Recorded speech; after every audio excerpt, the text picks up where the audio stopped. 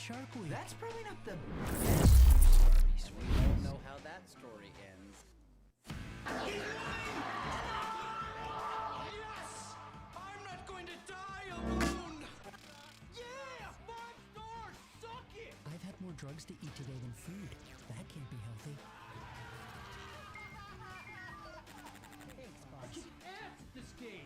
I hit a zombie in the face. You did? Nice job. Welcome To the Homebodies with brendanAbradley.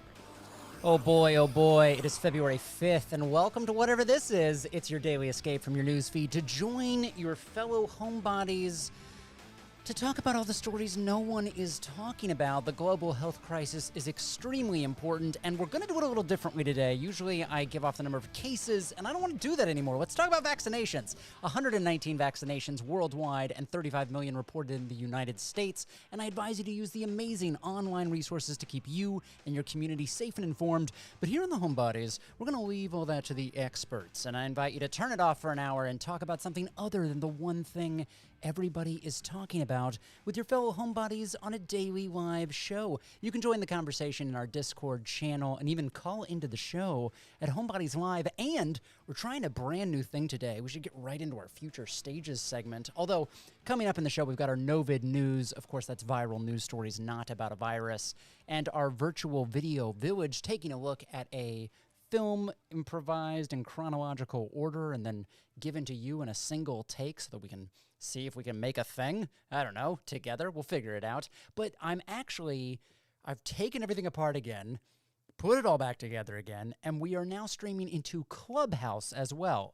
Over the last week, I've gotten a lot of notifications. I've seen a lot of social media chatter, and especially, apparently Elon Musk went into Clubhouse last night, the night before, and now everybody's talking about it. Now everybody wants to talk about Clubhouse, which is a social media app that basically allows you to open up your microphone and have chats with anybody in the world based off of topics. You can basically start a room.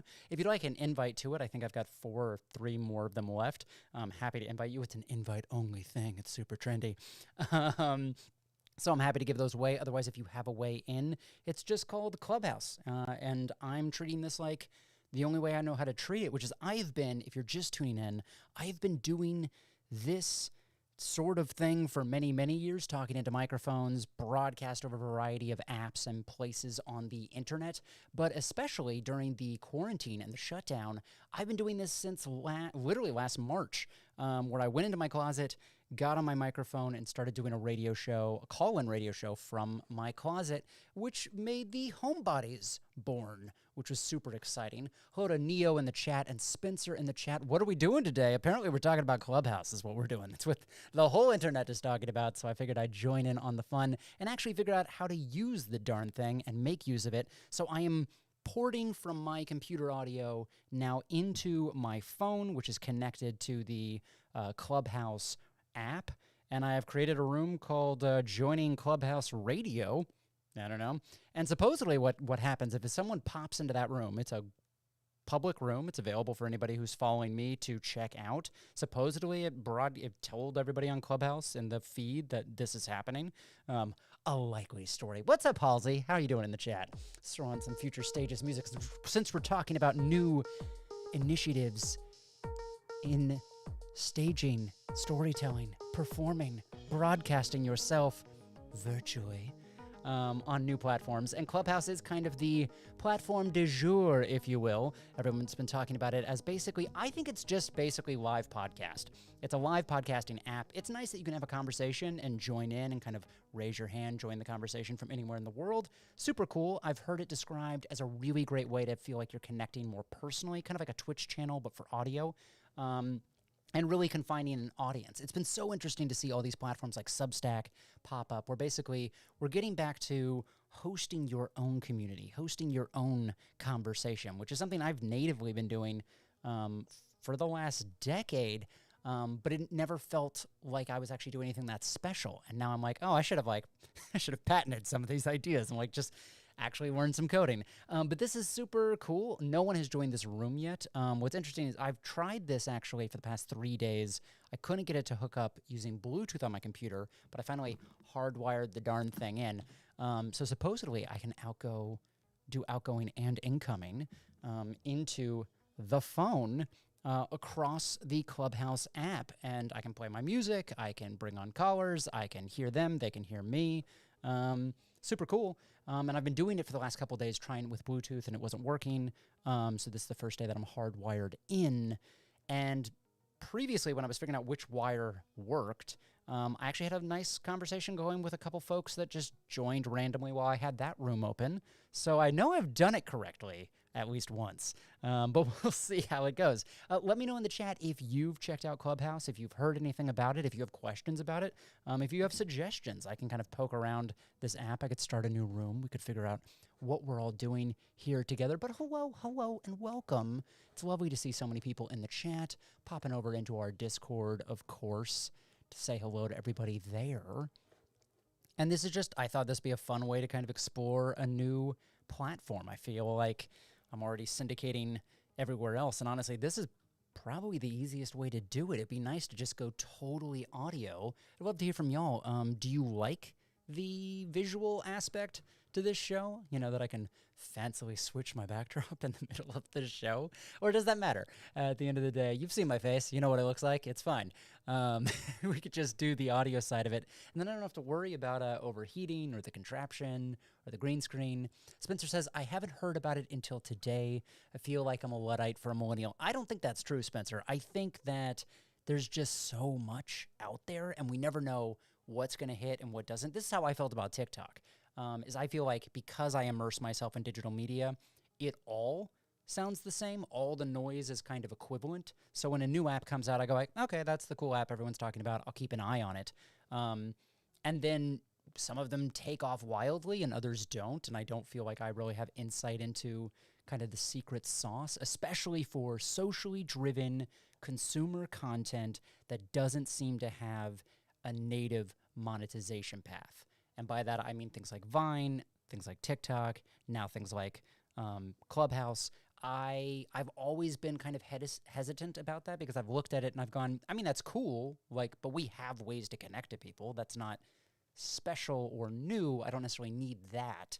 So I don't know. Let me know in those chats. While we're doing the Future Stages segment, let's see if we throw on some jams. Walter says, honestly, visual brings something that can't be conveyed with audio alone. Thanks, Walter. And hey, Darren, welcome to the Homebodies, coming back after all this time.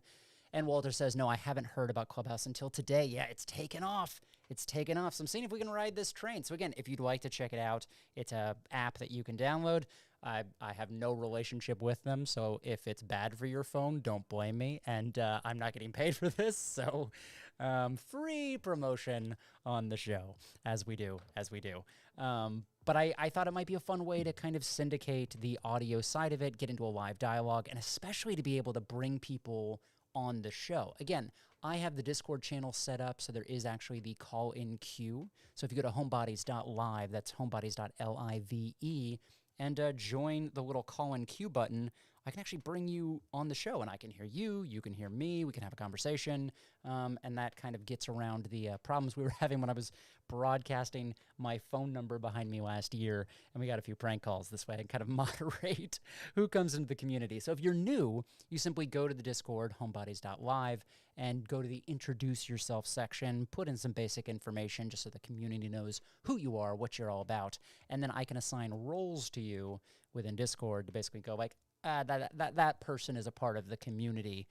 Anybody can chat in the live chat, and I'll try to keep an eye on it. And no one's abused it so far, which is amazing. I love how respectful and how engaged this community specifically has been.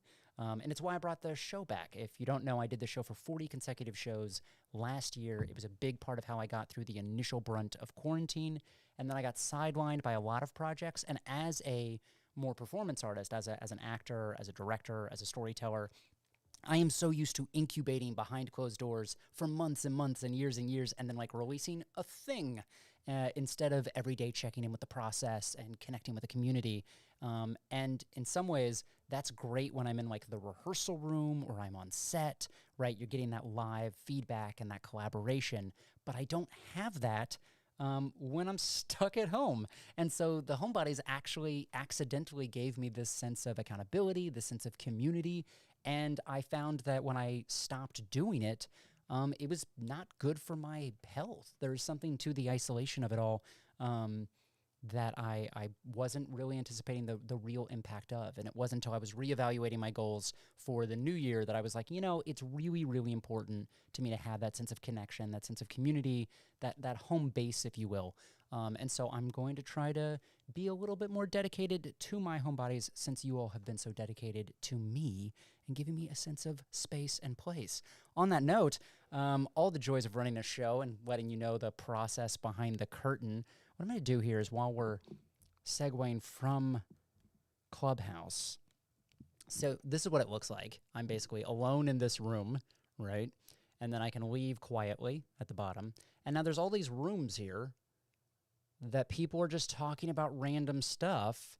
You know, so we've got voiceover pros, women of impact, sexism in Hollywood, billionaire in training, real wealth and business, Costa Rica, CH before my flight, why not? The oppressor giving advice on generational wealth, how to build your personal brand through Clubhouse. So, you know, we can just pop in. Oh, I don't want to do that. If I pop in, we will be able to hear them, and I don't have their consent to be on the show, so I can't do that. So I can't just randomly join a room, but I can start my own room here at the bottom. So I'll just hit that button, and it gives me open, social, or closed. So an open room just tells everybody that's happening. Social is supposedly starting a room with the people I follow, so I could do like a curated list of like, I only want the homebodies to be able to talk, but anybody else could listen. And then there's a closed room, which is just like a private chat, basically. Which is cool. I mean, that's like if you were just using Wi-Fi and you didn't have a phone plan, that's a way to get around your minutes or your data or things like that. Halsey in the chat says, human connection is such a complex and interesting thing. Absolutely. I mean, when you look at a brain, you know, with all the neurons firing, that kind of interconnectivity and that collision, if you will, I think that humans need that. I think we're biologically wired to need to collide into each other and interact and bounce off of each other. Or maybe that's just because I'm a living Muppet, is that I need that like constant stimulation and energy. So I'm going to start an open room and hit let's go.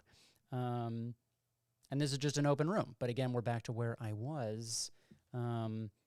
Because I'm plugged in, it says, do you want to switch to music mode? Because it can tell I'm like jingling on things. And I'll say, yeah, let's do music mode. Why not? That sounds delightful and delicious. So, yeah, let me know in the chat what you think I should call my room name. What do you think will be the bait or the honey to catch the flies, if you will? What should we call this room to kind of attract people to come to it? See if maybe we pick up some extra homebodies. What's up, Eggrold? Hello in the chat down there. We've got a good little crew on today. And on that note, I think what I'll do is I'll segue into I'll open up that channel again. Throw on which one is it? Oh, yes. It's the virtual video village. Traditionally on a film set, the crew can see what is happening on a cluster of screens and make changes and collaborate together. This is called Video Village. As a Scrappy Storyteller, I've never had the budget to be able to do this on my films, but now that we're working from home, I wanted to share a single take of a day of filming to collaborate with you, the virtual community. As Hollywood and Broadway remain shut down, how do we tell stories in isolation? To explore this, Ashley Clements and I are creating a film in chronological order. Each day, we improvise the next scene in our story, we set up cameras, we rehearse, and we film each other. We don't know where the story is going, and we invite you to join us for the adventure, giving us feedback and even collaborating with us as our virtual crew and cast. The Homebodies is a fully improvised dramatic story about a couple in financial trouble who turn to the world of adult camming to pay the bills. Many of our scenes involve in-world videos and FaceTime calls where we allow you to improvise your own side of the conversation and put yourself in the movie using the hashtag HomebodiesLive. So let's check in on our virtual video village today. And we have a scene in the backyard, safely outdoors in a private area. And previously on the story, we met both of our lead characters. We've seen them engaging with each other. We know that Elle has this more kind of structured job. We know Cam, my character, is a voiceover actor who works out of his closet. And he has lied about how involved he was, how prepared he was for dinner that night. So Elle has come home to him burning these steaks. We saw that in yesterday's scene. And now this is a fully improvised scene of the two of us in the backyard. She comes out with a glass of wine. We chat. We toast her success at work. We show fun banter, and this is kind of the setting the stage of our two lead characters. So Ashley and I had a rough kind of arc of the story points and the character points that we wanted to get across, and then we went through the entire story together. So let's see if I can open this up a little more. I can pause the left monitor, and let's see if I can crank up the audio. No, I'm getting that. Of the Just right notes monitor. of We've done this pennies and before where I sadness. think you all can hear it, but I can't. It's not better So with what I'm the going to do is pink. back this up.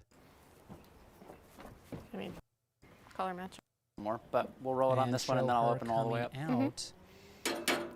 So let me know in the chat if you can hear things or not, because for whatever reason, I can't. Oh, monkey. Come on. Everything's going great. That looks very cooked. I mean, they say meat is murder, and I have murdered. You killed it. Yep. Well, they didn't have the wine that we liked, so I got one that's bad. Great. You're welcome. That's my favorite. Yeah. Ah. Yeah. Yeah. You definitely want a wine to be sour. Yeah. That's What is that taste? Yeah? Tastes like Sadness? pennies. Oh, sorry. Oh. I did soak pennies Oh, in you it soaked pennies before I brought in the it out. wine. Oh, that's perfect. Yeah. Yeah. No, I'm getting that. Just notes of pennies and sadness. It's not better with the pinky. Crushing it. Actually, I did crush it at work today. Yeah? Yeah. I fixed this problem that no one could figure out. It's been plaguing us for months, and Boom. everyone loves me. Everyone loves you. Of course. I'm actually excited for Ted to get back from wherever he is this time, someplace tropical. Des Moines.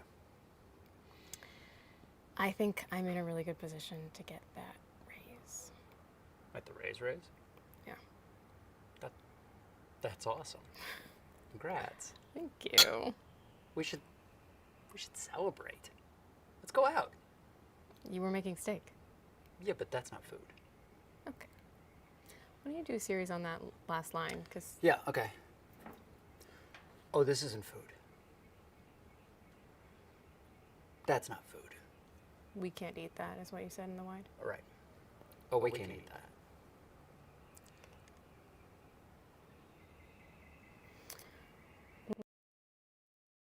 All right, that's a quick little clip from the thing. Play a little music under that. Spencer says, if it's any consolation, you cooked it just the way my Uncle Peter would like it. Thanks for giving me the thumbs up on the fact that you all can hear that. That's one of these audio patch things we're going to figure out over the next couple of days. But that is the next scene, maybe, part of the scene in our story. If you're just joining, this is the Homebodies, both film and podcast, coming to you from the California closet, a lovely little cozy area where I do voiceover work. Darren wants to know the Discord info. It is homebodies.live. That's homebodies.live. You can find out more about this chronological film that we're doing, and then join the Discord for the community for this daily call-in show to be able to join us and give feedback, insight about what you just saw. If you have questions about how we filmed it, we've got 2 cameras running. If I turn off the audio now so it doesn't compete with me, I can turn these back on, and you can see that on one side of the screen is my close-up shot where the camera is way, it's this way. The camera is way off, out of frame from the wide shot, and then we have our wide shot, which is currently cropped, so I'm a little off it, sorry. But it's basically the two of us could just riff and rant in the moment and play off of each other and tell that story and then intercut it together. And then we went back and got a single on Ashley because we have a whole 2 cameras, which is a really big deal, but we don't have 3. But so this is how we're kind of filming this thing where we kind of improvise the story, get our beats down, and then we set up the cameras, we film each other if we're not in the scene, and if it's the 2 of us, we try to create a creative way that there's a lot of them. What's up, Chris, in the chat? Hello and welcome to the Homebodies. What I've then been doing each and every day is taking this clip, or some semblance thereof, and if there's a screen involved, I actually put it on TikTok with the duet feature, so you can actually duet and riff with it as if you're the other person on the other side of the call, or the video chat, or the screen, and as people self-contribute, we're actually going to reach out to folks and ask them if they want to actually more formally record themselves and put themselves in the movie. So this is kind of a way to workshop your character and how you might fit into the story, and we'll figure out what kind of energies and diverse kind of eclectic voices and faces and personalities that we want to kind of stitch into this thing. Just a way to take advantage of these new technologies. Looking at all the success on TikTok of people collaborating remotely just by using their phone, I thought, hey, this is a way to integrate that and to have fun and to not kind of hold on to this movie for like 3 years of editing and then try to release it. Instead, let the actual creation of it be the release strategy, and then we can all celebrate together at a mutual wrap party because we're all the cast and the crew. We've all been contributing. So again, if you have any insights on what you're seeing, any suggestions, ideas, feedback, you are the cast and the crew of this film, as far as I'm concerned.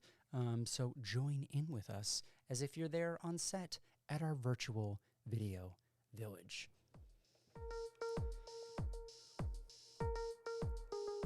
Before we get into our Novid News, which is our last segment of today, I wanted to circle back to the future stages because I'm developing with a lot of different technologies offline, especially when it comes to extended reality, virtual reality. So Clubhouse was this thing that kind of like broke today and was like a big deal. And I was like, oh, cool. Let's jump in on the Clubhouse thing. But I was really meaning today to use the show to talk about something that we've all been very familiar with in the past, and it is this kind of interesting difference between putting out content on a platform like TikTok and putting out content anywhere else. So all the music that I've been playing on the show slowly over the last year it started with me just pulling like random YouTube tracks that I was allowed to use, and then it started using royalty-free music that I thought I was allowed to use, and I was getting all these copyright strikes all the time. And so I actually commissioned somebody to build all of our little stingers. Maria keeps thinking that it's Ashley's voice on some of them, even though it's this lovely woman named Tracy that made stuff. Darren says, can I join the Discord if I'm outside of the US? I believe yes. I think it's global. It's kind of the point of the Discord. It's just the internet. The internet is everywhere.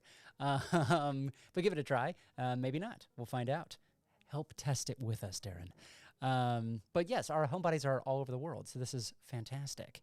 And I think it should be pretty streamlined at homebodies.live. But I was getting hit with these copyright strikes, and then I thought I was out of the woods, and I was like, okay, I've now figured it out. I have like 6 cues that are pretty reliable. We're good to go. You've probably heard them now a million times if you've been listening to the show for a while. However, I got hit with a copyright strike this morning on the theme of the show. If I play this. We will begin with a 10-mile run. This little guitar thing. I got hit with a copyright strike, even though this is supposed to be something that I own. I commissioned somebody to make this cue, so either they took someone else's royalty-free, quote-unquote, music, so now I'm just screaming over it. Either they just took someone else's music. See, this sounds very dramatic. Let's pump this up. Either they took someone else's music and then started using it without their permission, or had a minimal license that then expired, and now I'm stuck with the issue of it, or the little robots or spiders that the company is using to try to find copyright claims mislabeled that cue as one of theirs. So I'm back and forth with them about what that is, because they haven't provided a link to like, here's our song, match it up to your song, is it the same song? So I'm waiting for the kind of human vetting of that and for me to get ears on it. And totally, I want to make sure I credit them in all the back episodes of the Homebodies if that is in fact theirs, and then probably build a new thing.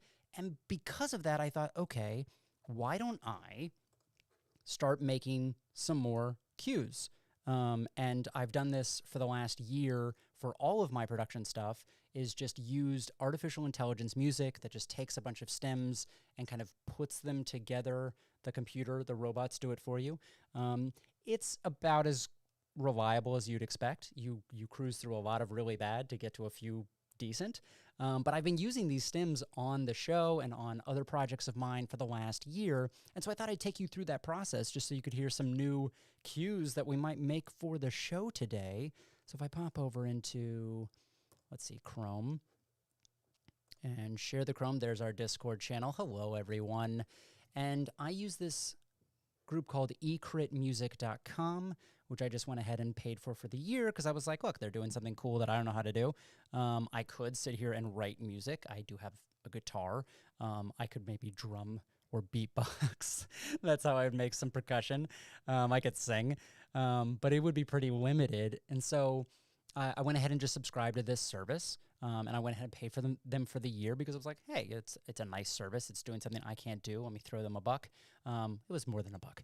But I've then produced a bunch of different content out of this. And all of these services are very different. What they're basically doing is pulling from the same kind of core library of sounds and stitching them together in new ways that then you can tweak and download for your purposes.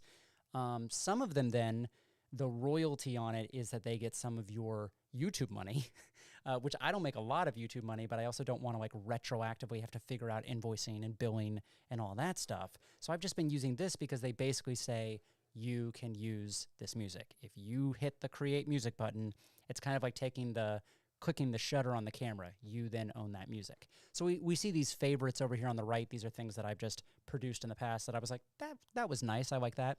You can choose from scenes, moods, and genres. Let's go to this 8-bit here, and I can mix it up and hit create music. And now you see it's progressing, and it's going to figure out some music for me. And 78%. Here we go. Uh-oh. Here it comes. Oh. Delicious. Delicious. So... Yes, I think this has to be a cue in the show now. So what's great about this is I can change the length of it, I can change the tempo of it, and then I can mix it slightly. So like we've got this kind of like very aggressive melody happening right now. So I'm gonna bring that down. That bass is real funky, so we'll just let that crunch slightly less. And I think the drums are a little harsh because they're synthy. So I'll just pull those back a little. And this is not a thing. So there we go. There's some 8-bit music. There's a cue for the show. And this won't get a copyright strike. Not just because it's AI music, but because I don't think anyone would want to claim copyright on this. But what you can see is I can now adjust. I can go, okay, like, that's fine. And that's 30 seconds to a minute. But what if I want 5 minutes of that magical music? It will now randomly populate. Can I scrub or not? Anyway, you can scrub. Yeah, here we go. Scrub through all of this. And it's now randomly generated all of that, which is fantastic. Let's see if we want to increase the tempo. That was at -2. Let's go to +2. So probably 4 times as fast. Let's see how this sounds. Ooh. Yes. Hello. Hello. Oh, that must be a thing that's in here. Oh, man. So this could be our future stages music. So let's say I love this, and I go, great, and I then click download. It generates a file. Oh, you can't see the download button because of how I've cropped it. Let's scrub that up.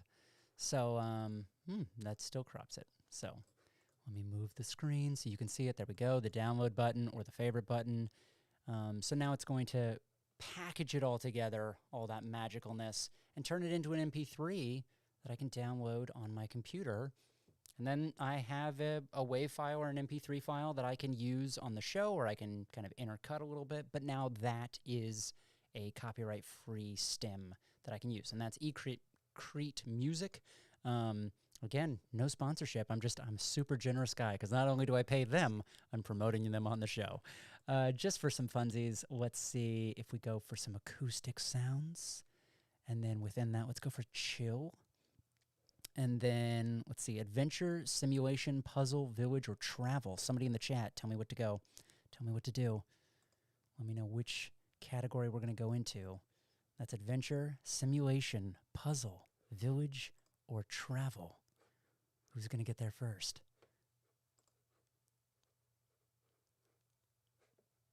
Travel.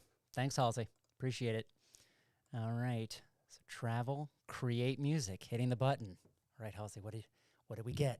What do we get? It's like the world's best slot machine because there's no risk and really no reward. Here we go. Oh, this is moody. Oh, yeah. I don't know that I would call this acoustic, but yeah, I get the travel and definitely the chill. This is chill AF. Yes. Coming to you from Smooth Jams. Welcome to the Homebodies. If you're just joining us, this is a bit of nonsense that I do most weekdays. Not at a set time, because I'm not an organized guy. You can join us at homebodies.live. That's homebodies.live. Anytime. We're going to take a quick break. When we come back, it's some no-vid news. That's viral news stories, not about a virus. When we come back on the Homebodies.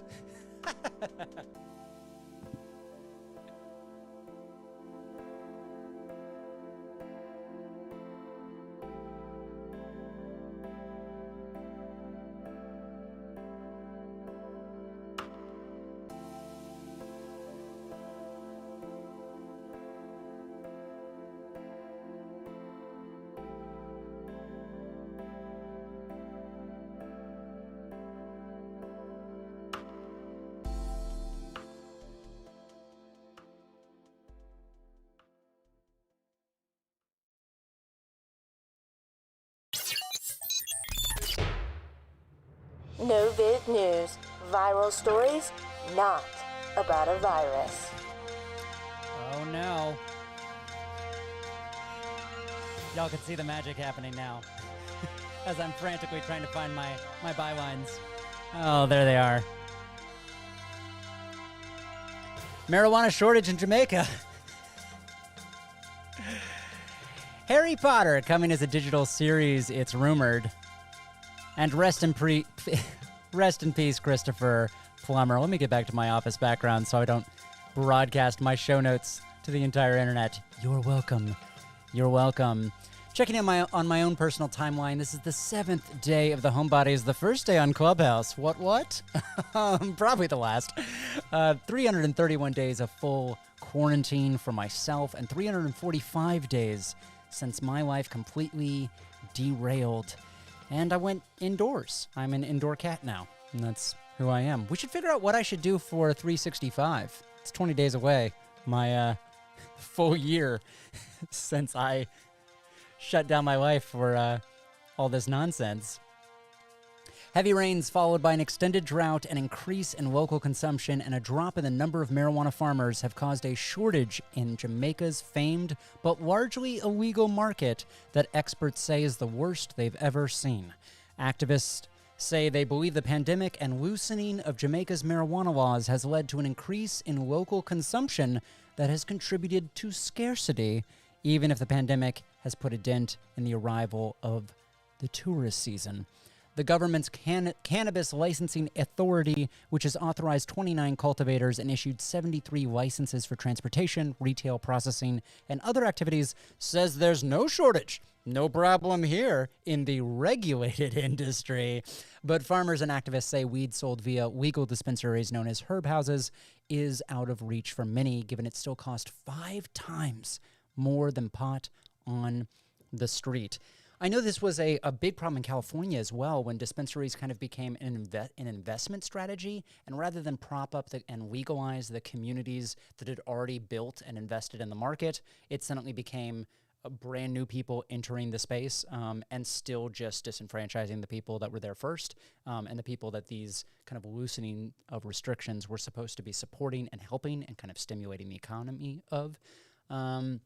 So, this is not a exclusive problem in Jamaica, but it is interesting that the CLA, the Cannabis Licensing Authority, is like, there's no shortage here, no problem, we're good to go. Meanwhile, the farmers are like, hello, there's been heavy rains and then a drought and then a pandemic and there's scarcity, so there's definitely some concerns. So somebody doesn't have the full story. I don't know if you are a purveyor of cannabis products. You can let me know in the chat or at homebodies.live. I have definitely, when dispensaries first became a thing in California, I was like, okay. And they make like lemonades, like CBD lemonades or whatever. And I was like, that sounds refreshing. It wasn't. I just like lemonade. So I stick with regular lemonade. That's why I have a La Croix today. Just give me something with flavor and bubbles. I feel fancy. Gotta feel fancy. COVID-19, the top viral stories not about a virus. Rupert Grint, who played the beloved Ron Weasley in all 8 Harry Potter films, shared his take on the rumors that a TV series based on the Wizarding World is coming. The 32-year-old actor who last starred as Ron in 2011's Harry Potter and the Deathly Hallows Part 2 spoke to Variety about a potential revival. He says, it'll be weird if it was a continuation kind of thing. I weirdly feel quite protective of that character. The British actor went on to say, even when I saw the stage shows, it was a strange experience. I think this is a fascinating conversation as an actor myself and an actor that comes from the theater, is that in the theater, you are not the definitive actor for that role. There will be other productions, you may even originate the character, but that doesn't mean there won't be other productions. One of my biggest honors is there's 2 plays that I'm actually in the fold of the published play as the original cast. And that was a super nerdy big milestone for me as a theater actor. But those plays have then been performed lots of other places. I'm not like, excuse me, that's my role. So it's interesting to me that in film and television, we do seem to think of these as being very definitive roles. But this opens up the conversation then when we get into larger universes. For example, think of like characters like Superman or universes like Star Trek, where we see a variety of the same characters played by different actors because there's different imaginings or different universes that come out of the intellectual property or the story. What do you think? Are you a purist? Are you a loyalist? Are you like, I only want to see that person play that role? Or is the idea that it's a character, it can be played by a lot of different people, and sometimes the interpretation by someone of that character could be what makes or breaks it. I've seen some really weird takes on famous roles. Like, for example, my favorite Hamlet I ever saw was in a bar, and like 40 people were able to kind of sit around and look at the corner of this bar, and it was like slapstick comedy. The first 4 acts were laugh out loud funny. I was crying with laughter the entire time. And then we got to Act 5, and I went, oh no, this is Hamlet. They're all going to die. Spoiler alert. You've had a lot of time to read the play in human history. So I think that's really on you.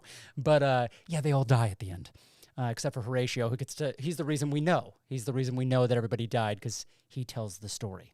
But I watched this show, and it was such an interesting take on it to have gone through laughing out loud at something that normally is played very seriously and with all this reverence and all this gravitas, to have just been thrown away and goofed off, and then to really bring it home for that final act and go, oh no, we're going to miss these people. Like, we've grown rather attached to them. And I think I think of that all the time when I think about like what you can really do with a text and a character, even if it's something that's really well recognized, is that sometimes it's fun to put it back up on its feet and see what different people bring to the text. And finally, let's throw on some of our new AI music. Come on, y'all. Let's get this right. Here's something that I generated earlier today. Oh no, I can't play that right now. Nope, not that either. This might not be the right Yeah, this might have been a misfire. Let's go back to this. This is Christopher Plummer passed away at the age of 91. The Canadian actor had a prolific career spanning 6 decades. Movies and TV fans are paying tribute to Plummer by discussing some of his memorable roles. And I thought we might close out today's show. We're talking about how an actor brings something to a role that may be unexpected. What is a role that you saw Christopher Plummer in that you really enjoyed? I think the last time I saw one of his films was he was in Knives Out, which is is that one of the last films I saw in theaters? That's crazy. I think I saw that in the winter that it came out in theaters, and then it was like within 3 or 4 months after that, we were all indoor cats. So, yeah, just thinking of that legacy. Obviously, Sound of Music comes to mind. Let's pull up his IMDb. I think he was in The Station Agent. Is that correct? Am I misremembering that? 12 Monkeys, great. I talked about Star Trek. He was in the Klingon Academy video game. See, that's another thing. Is that, like, who gets to play Ron in the video game of Harry Potter? Like, that could be interesting. That doesn't need to be you. Come on, man. Spencer says, he was in the last movie I saw in the cinema, Knives Out. Yeah. Filmed in the town my mother grew up in. Fascinating. Jerome, I saw him on stage in New York. He played Barrymore in a one-person show. That would have been magical. One of my favorite things in New York City was to go see super avant-garde or one solo performance theater. I especially love, and it would have been cool to have seen him in something like this, I love when a rather famous actor talks about their life and then performs either monologues or songs from their repertoire. I find that to just be such a delight, just so enjoyable to go through with them, which is what informed my Boston show that I did last October, where I kind of did technology and then used it to open up some of my favorite Shakespeare monologues to be like, hey, I get to do this using weird tech and talk about my career playing with weird tech. Spencer, he was in Star Trek VI, The Undiscovered Country. He quoted Hamlet in Klingon. Sink the Bounty says The Sound of Music, Syriana, Beginners, Battles of Britain. Oh, that's right, Syriana. It's been a long time. So yes, rest in peace, Christopher Plummer, an incredible career. Says he has 217 acting credits on IMDb. Oh, The Beautiful Mind. Yes. The Insider. Beginners. I remember when Beginners first came out. It's one of the first movies I reviewed on my review channel that was very short-lived. When I thought, oh, we're supposed to be personality-driven YouTube. Then I was like, I don't like doing this. I just want to talk about things that I love, and I want to make things that I love. But rest in peace, Christopher Plummer, a real icon, a real national treasure. Well, multinational treasure. He's Canadian. But we'll take it. We'll take it. This has been The Homebodies. Thank you so much for joining me, both on a variety of platforms in the Discord, and then, of course, on Clubhouse today. Here we still are, clicking away on the Clubhouse, the empty Clubhouse room. But we're going to figure it out. I think next week we'll take a real stab at it. Maybe I'll invite a bunch of people on the show. Know that you can call into the show at any time using the Discord voice-in channel thing, connect thing. We'll work on it. Or if you want me to bring back that phone number, it just costs money. It's only money. We can look into different ways for folks to call into the show, whatever makes you feel comfortable. I just want you to join the conversation, escape your newsfeed, and take a break from the one thing that everybody is talking about. Enjoy the rest of your day, get off social media, and I hope to see you back here tomorrow on The Homebodies.